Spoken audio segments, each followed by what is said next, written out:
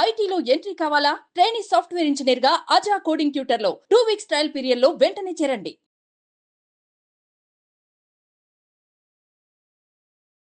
నమస్కారం. సుమన్ టీవీకి స్వాగతం. 2025 ఆంగ్ల నూతన సంవత్సరం ద్వాదశ రాశుల వారికి నవగ్రహాల సంచారం ఆధారంగా ఎటువంటి ఫలితాలు ఉంటాయి, ఎటువంటి పరిహారాలని పాటించుకోవాలి, ఈ విషయాన్ని తెలియజేసేందుకు మనతో పాటు ఉన్నారు ప్రముఖ జ్యోతిష రత్న, జ్యోతిష చక్ర వైభవ నిపుణ డాక్టర్ రాళ్లపల్లి రవికుమార్ గారు మనతో పాటు ఉన్నారు. గురువుగారిని అడిగి తెలుసుకుందాం. నమస్కారం గురుగారు. నమస్కారం. గురుగారు, మొదటిగా ద్వాదశ రాశుల వారి గురించి తెలుసుకునే ముందు ఈ నవగ్రహాల్లో ముఖ్యమైనటువంటి గ్రహాలు ఏవైతే ఉన్నాయో వాటి సంచారం ఎలా ఉంది, ఎటువంటి ఫలితాలను అందిస్తుంది? సుమన్ టీవీ ప్రేక్షకులకి ఆంగ్ల నూతన సంవత్సర శుభాకాంక్షలు. శరదిందు సమాకారే పరబ్రహ్మ స్వరూపిణి వాసరాపీఠ నిలయే సరస్వతి నమోస్తుతే. ఇది మనం న్యూ ఇయర్ గురించే చెప్పుకుంటాం. న్యూ ఇయర్ అంటే మనకి జనవరి 1, 2025 నుంచి డిసెంబర్ దాకా అనుకోండి. సో ఇదేం ఉగాది ఫలితాలు కాదండి. సో ప్రేక్షకులు మీరు కూడా తెలుసుకోండి, ఎందుకంటే మనకి ఉగాది వచ్చేది ఇంకా చాలా టైం ఉంది, మనకి ఏప్రిల్ నుంచి అనుకోండి. సో ఉగాది ఫలితాలు మళ్ళీ మనం చెప్పుకుందాం. ఇందాక చాలామంది ప్రేక్షకుల కోరికపై న్యూ ఇయర్గా ఎలా ఉంటుంది ఈ ఏడాది అంతా అనేది చెప్పుకుందాం. మనకి మెయిన్ 4 గ్రహాలండి. ఒకటి గురువు, ఒకటి శని, ఒకటి రాహు, ఒకటి కేతు. మిగతా 5 కూడా గ్రహాలే. చంద్రుడు అనుకోండి ప్రతిరోజు ఒక నక్షత్రం నుంచి ఇంకో నక్షత్రం మారిపోతాడు. సో ప్రతిరోజు మనం చెప్పుకోలేం జాతకం అనేది. సో ప్రతిరోజు నడుస్తున్నందుకు ఈ చంద్రుడు మనం ప్రతిరోజు ఒక పాయింట్ ఏం చెప్పలేం, కొత్తగా పాయింట్ వెంటనే ఇప్పుడు జాబ్ వస్తుంది, వెంటనే పెళ్ళి అవుతుంది, సంతానం కలుగుతుంది, ఇవన్నీ ఒక రోజులో జరిగేవి కాదు. సో అలాగే మనం బుధుడు తీసుకున్న 20 రోజులకి ఒక రాశి నుంచి ఒక రాశి మారుతాడు. అలాగే శుక్రుడు తీసుకుంటే 20 రోజుల నుంచి ఇంకో రాశిలోకి మారుతాడు. కుజుడు తీసుకుంటే 45 రోజులు. అలాగే మనం ముఖ్యంగా శుక్రుడు తీసుకుంటే 20 రోజులు. సో రవి ఒక్కటి నెల రోజులు, కుజుడు 45 రోజులు. ఇవన్నిటితోటి మనం ప్రతి ఏడాదిలో కూడా వచ్చే మేజర్ మార్పులు చెప్పడం చాలా తక్కువ, కష్టం అనమాట. కష్టం ఇన్ ద సెన్స్ అక్యురేట్గా ఏముండదు. ఈ జస్ట్ 20 రోజులు నెలలకి మార్పు మళ్ళీ వెంటనే ఇది జరుగుతుంది, ఇది ఖచ్చితంగా జరుగుతుంది చెప్పడం కన్నా మెయిన్గా మటుకు గురువు, శని, రాహు, కేతు. గురువు సంవత్సర కాలంలో ఒక రాశి నుంచి ఇంకో రాశి మారుతాడు. శని 2.5 సంవత్సరాలకి ఒక రాశి నుంచి ఇంకో రాశిలోకి మారుతారు. రాహుకేతులు ఇద్దరు కూడా ఛాయాగ్రహాలు, ఎప్పుడూ ఆపోజిటే ఉంటారు కాబట్టి వాళ్ళిద్దరు కూడా ఒక రాశి నుంచి ఇంకో రాశి మారడానికి అర్థం పడుతుంది అన్నమాట. వీటిని ఆధారం చేసుకుని చెప్పాలన్నమాట ముఖ్యంగా ఏ విషయం జరిగినా కూడా. కాబట్టి ముఖ్యంగా గురువు వచ్చేసి మనకి 15 మే 2025 నుంచి మనకి ముఖ్యంగా మిథున రాశిలోకి ప్రవేశిస్తున్నాడు. అలాగే శని 30 మార్చ్ 2025 నుంచి మీన రాశిలోకి ప్రవేశిస్తున్నాడు. ఇక రాహుకేతు ఇద్దరు కూడా సేమ్ డేట్ 18 మే 2025 నుంచి మనకి రాహు కుంభరాశిలోకి వస్తాడు. అలాగే కేతు సేమ్ 18 మే 2025 నుంచి సింహరాశిలోకి కేతు వస్తాడు. ముఖ్యంగా మొన్న కూడా చెప్పుకున్నాం మనం, అక్టోబర్ 20 తారీఖు నుంచి కుజుడు నీచలో ఉన్నాడండి. సో ఈ కుజుడు నీచత్వం 21 జనవరి 2025 వరకు ఉంది. అంటే ఈ జనవరి 2025 21 తారీఖు దాకా ఉంది. మళ్ళీ ఇంకొకసారి 3 ఏప్రిల్ 2025 నుంచి 5 జూన్ 2025 వరకు కుజుడు నీచలో ఉంటాడు. సాధారణంగా ఈ కుజుడు మెయిన్గా న్యాచురల్ కెలామిటీస్ కారకుడు, అంటే ఎర్త్క్వేక్. లాస్ట్ టైం మనం ఎందుకో చెప్పుకోలేకపోయాం, ఈ న్యాచురల్ కెలామిటీస్ అనే వర్డ్ వాడడం కానీ చెప్పుకోలేకపోయాం. సో ఎర్త్క్వేక్ కానివ్వండి, మేజర్గా తుఫాన్లు కానివ్వండి, పంచభూతాలు ఏవైతే సృష్టిస్తాయో నీరు ద్వారా కానివ్వండి, భూమి ద్వారా కానివ్వండి, లేకపోతే ఫైర్ అగ్ని ద్వారా కానివ్వండి, సో ఇలాంటి ఈ పంచభూతాలు సాక్షిగా ఏదైనా ప్రళయం సంభవించేందుకు అవకాశం ఉన్నాయి. ఇది కాకుండా కుజుడు మెయిన్గా కారకుడు, ఎలక్ట్రికల్ అనుకున్నాం, ఫైర్ ఏదైనా అంటుకోవడం కానీ, సెక్యూరిటీ కూడా కుజుడే అండి. అలాగే సెక్యూరిటీ ల్యాబ్స్ అవ్వడం కానీ, షార్ట్ సర్క్యూట్ అవ్వడం కానివ్వండి, మెయిన్గా వెహికల్ యాక్సిడెంట్స్, అలాగే ఫ్యాక్టరీలో పనిచేసే వాళ్ళు వర్కర్స్ ఉంటారు, ఇండస్ట్రీలో పనిచేసే వర్కర్స్ ఉంటారు, అక్కడైనా పేరడం కానీ లేదంటే అంటుపోవడం కానీ. ఇదే కాకుండా ఈ ఎన్కౌంటర్స్ ఇవన్నీ కూడా జరుగుతుంటాయి. ఇలాంటి చోట్ల కూడా అనవసరంగా మన పోలీసులు కూడా కొంతమంది చనిపోవడం జరుగుతుంది. అలాగే ఆర్మీ వాళ్ళు కూడా కొంతమంది చనిపోవడం జరుగుతుంది. కాబట్టి మనకి జూన్ 5వ తారీఖు దాకా ఇలాంటివన్నీ ఉన్నాయండి. ఏప్రిల్ నుంచి జూన్, ఏప్రిల్ ముఖ్యంగా ఏంటంటే జనవరి 21వ తారీఖు దాకా ఉంది. ఆల్రెడీ మనకి 21 అక్టోబర్ నుంచి స్టార్ట్ అయింది 2024 నుంచి జనవరి 21, 2025 వరకు ఉంది. ఇది కాకుండా 3 ఏప్రిల్ 2025 నుంచి 5 జూన్ 2025 వరకు కూడా కుజుడు నీచలో ఉంటాడు. మళ్ళీ ఇది దాటిపోతే ఇంకా ఎలాంటి ఇబ్బందులు ఉండమాట. ఇవ్వండి ముఖ్యంగా మెయిన్గా రాహు, కేతు, గురు, శని మనకి ఎక్కడెక్కడ సంచరిస్తారో మెయిన్గా ఈ 2025 సంవత్సరంలో ఇలా ఉంటుంది. గురుగారు, మిథున రాశి వారికి ఈ 2025 ఆంగ్ల సంవత్సరం ఎలా ఉండబోతుంది? వీళ్ళకి నవగ్రహాలు ఎటువంటి ఫలితాలను అందిస్తున్నాయి? తప్పకుండా అమ్మ. మిథున రాశి అనగానే మనకి మృగశిర 3-4 పాదాలు, ఆరుద్ర 1-2-3-4 పాదాలు, పునరోస్ 1-2-3 పాదాలు, ఈ నక్షత్రాల సమూహం అంతా మనకి మిథున రాశిలోకి వస్తుంది.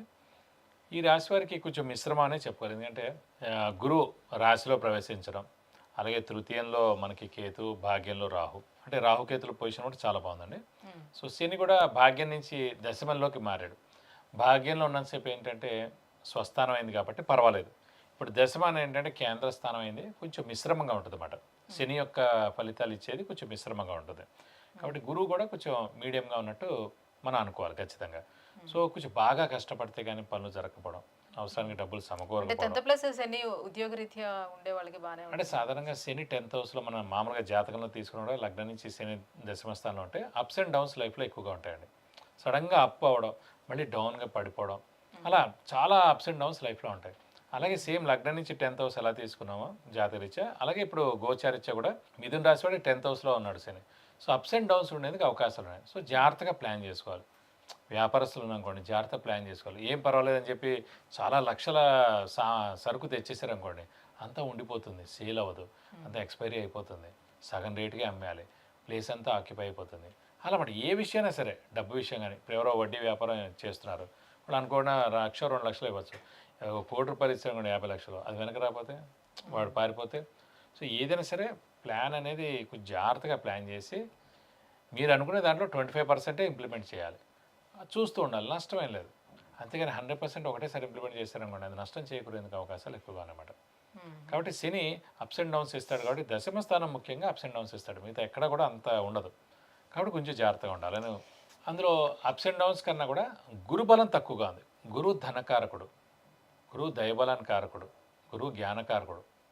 అంటే ఏం జరుగుతోంది, ఏం చేయాలి, ఎలా చేస్తే బాగుంటుందని మనం ఆలోచించే లోపల మనకి దాట పెట్టేస్తాడనమాట. అది ఆలోచించకుండా చేయనిస్తాడు. ఏది మనం చేస్తున్నాం అదే కరెక్ట్గా భావించేలా చేస్తాడనమాట. గురువు ప్రస్తుతం గురుబలం తక్కువగా ఉంది కాబట్టి. అదే గురువు చాలా బాగున్నాడు అనుకోండి, మనం వేసే ఏ ప్లాన్ అయినా సక్సెస్ అవుతుంది, మనం చేసే ఏ పని అయినా కూడా రెండోసారి మళ్ళీ చెక్ చేయక్కర్లేదు, కరెక్ట్గా జరుగుతుంది. ఎందుకంటే అది జ్ఞానానికి, ఆలోచనకి, అది కాకుండా ధనానికి కూడా కారకుడు గురువే అయ్యాడు కాబట్టి.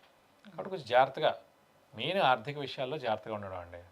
ఇంకేం అక్కల గుర్తుపెట్టుకోండి, శ్రమ వేస్ట్ అయినా నష్టం లేదు, కాలం వేస్ట్ అయినా అంత నష్టం లేదు. ధనం నష్టపోతేనే ఎవరైనా సరే 10 ఏళ్ళు వెనక్కి వెళ్ళిపోతారు. కాబట్టి ధనానికి మెయిన్ కారకుడు గురువు కాబట్టి బాగా జాగ్రత్తగా ప్లాన్ చేయాలి. సో వీళ్ళకి ఉద్యోగస్తులకైతే ఈ సంవత్సరం అంతా ఏ రకంగా ఉండే అవకాశం ఉంది మరి? ఉద్యోగస్తులకి అదే అన్నా కానీ 10th హౌస్లో place ఇప్పుడు లో మనకి శని శని ఉన్నాడు ఉన్నాడు. కాబట్టి అప్స్ అండ్ డౌన్స్ ఉన్నాయి. అనుకోకుండా మారాలనుకుంటారు, మారితే కనుక ఏమవుతుందో అని అనుకుంటారు. సో అలాంటి అన్నీ కూడా సంసిగ్ధంగా ఉంటుంది. అంటే అవకాశాలు అయితే వస్తాయి కానీ తీసుకునే అవకాశం. నిర్ణయం అనేది నిర్ణయం అనేది correct గా ఖచ్చితంగా ఉండదు. అందుకే ఈ సంవత్సరం కామ్గా ఉండిపోవడం ఉత్తమం. ఈ ఏడాది ఏం ఉద్యోగ మార్పు లేకుండా కామ్గా ఉండిపోతే నెక్స్ట్ ఏడాది మనకి గురుబలం వస్తుంది కాబట్టి అప్పుడు మారండి, సరిపోతుంది. సో ప్రస్తుతం ఈ ఏడాది ఏముందో, ప్రస్తుతం వ్యాపారస్తులు కానివ్వండి, ఉద్యోగస్తులు కానివ్వండి, ఫారెన్ వెళ్ళే వాళ్ళు కానీ ఎవరైనా సరే ఈ ఏడాది కామ్గా ఉందాం. ఎందుకంటే మనకి గురుబలం అంత లేదు, శని మిశ్రమంగా ఉన్నాడు. ఈ ఒక్క ఏడాది గడిపేసాం కూడా నెక్స్ట్ ఏడాది గురుబలం వస్తుంది. సో అప్పుడు ఎక్సలెంట్గా ఉంటుంది. మనం చేసే పని అన్నింటి కూడా తప్పకుండా గురువు సహకరిస్తాడు. ఖచ్చితంగా మనకు అన్ని పనులు కూడా జరుగుతాయి అన్నమాట. అంటే ఉద్యోగస్తులు మాట కొంచెం మిశ్రమంగా ఉండి ఎలా ఉన్నారో అలా ఉండడం బెస్ట్. కొత్త జాబ్కి వెళ్లకుండా ఉండడం ఉత్తమం. ఓవరాల్గా ఆరోగ్యపరంగా చూసుకుంటే ఏమైనా జాగ్రత్తలు తీసుకోవాల్సిన అవసరం? ఆరోగ్యపరంగా ఏం ప్రాబ్లం లేదండి. ఆరోగ్య విషయంలో మటుకు శని అక్కడ ఉన్నాడు కాబట్టి ఆరోగ్యం, ఆయుష్ రెండు కూడా చాలా బాగుంటాయి. ఇంట్లో పెద్దవాళ్ళు, గృహిణులు, చిన్నపిల్లలందరూ కూడా ఆరోగ్యం చాలా బాగుంటుందని చెప్పుకోవాలి.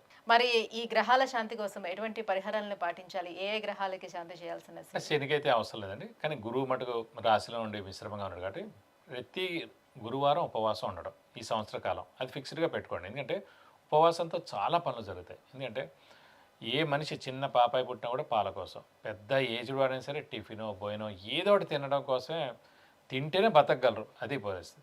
అలాంటిది మనకి ఏ గ్రహం అయితే బాగాలేదో ఆ రోజు కనుక మనం ఉపవాసం ఉండడానికి ఖచ్చితంగా అయ్యో అనవసరంగా నా గురించి ఉపవాసం ఉన్నాడు, నేనేం బ్యాడ్ చేయకూడదు, మనం ఏదైనా అతనికి పనులు జరిగేది డిలే చేయకూడదు, పోన్లే అని ఆ గ్రహం అనుకుంది అనుకోండి, చాలా మనకి మంచి జరిగినట్టే. వారంలో ఒక్కరోజే అది మన డైట్కి హెల్ప్ అవుతుంది, అటు ఆరోగ్యానికి హెల్ప్ అవుతుంది. ముందుగా మన గ్రహం ఏదైతే ఉందో అది శాంతిస్తుంది. సో గురుబలం లేదు కాబట్టి ప్రస్తుతం గురుబలంతో మనకు ఎన్నో పనులు జరగాలి, దైవబలంతో ఎన్నో పనులు జరగాలి. కాబట్టి ప్రతి గురువారం ఉపవాసం ఉండడం, అలాగే 50-60 ఏళ్ళు దాటిన వాళ్ళు ఏం చేయక్కర్లేదు. షుగర్ పేషెంట్స్, జ్ఞాన పేషెంట్స్ ఎవరు అసలు ఉపవాసం చేయక్కర్లేదు. వాళ్ళు అసలు ఏం చేయక్కర్లేదు. వాళ్ళు చేసినా ఫలిస్తుందని అనట్లేదు బాధపడుతూ ఉన్నారు అన్నారు కాబట్టి ఆల్రెడీ అనారోగ్యం వాళ్ళు అసలు చేయక్కర్లేదు. వాళ్ళకి జస్ట్ దండం పెట్టుకుంటే చాలు. కాబట్టి మిగతా ఏజ్ అందరూ హెల్తీగా ఉన్నవాళ్ళు, బాగున్న వాళ్ళు మటు ఖచ్చితంగా రైస్ ఐటెం తినకూడదు. ఫ్రూట్స్ కానీ జ్యూస్ కానీ తాగొచ్చు. లేదు ఇంకా కొంచెం ఆకలిస్తారు టిఫిన్ దాకా తినచ్చు అంతే. రైస్ ఐటెం తినకుండా చూడండి. మీ పని అయ్యేదాకా చూడండి. మీ పని అయిన తర్వాత మానేయండి, నష్టమే ఉంది. పెద్ద ఉద్యోగం రావట్లేదు అప్పటిదాకా చేయండి. పెళ్ళి అవ్వట్లేదు చేయండి. సంతానం కనీసం ఆ పనులు జరిగేదాకైనా చేయండి. చేస్తే ఖచ్చితంగా ఇంపాక్ట్ ఉంటుంది. అలాగే దత్తాత్రేయ స్వామిని ఎక్కువగా పూజించాలి. ప్రతిరోజు దత్తాత్రేయ స్వామి అష్టోత్తరం చదువుకోవడం, అలాగే ప్రతి వారం దత్తాత్రేయ స్వామి గుడికి వెళ్ళి 40 ప్రదక్షిణాలు చేయడం, అర్చన కానీ అభిషేకం కానీ ఎప్పుడైనా చేయిస్తే మంచిది. అలాగే ఇంకా బలం తక్కువగా ఉందంటే ఖచ్చితంగా గురువుకి 16 వేల సార్లు జపం చేయించి శనగపప్పు కేజీంపో ఒక ఎల్లో లుంగి 1000 రూపాయల వర్త్ గోల్డ్ ఐటమ్ దానం ఇస్తే కనుక దోషం మొత్తం తొలగిపోతుంది.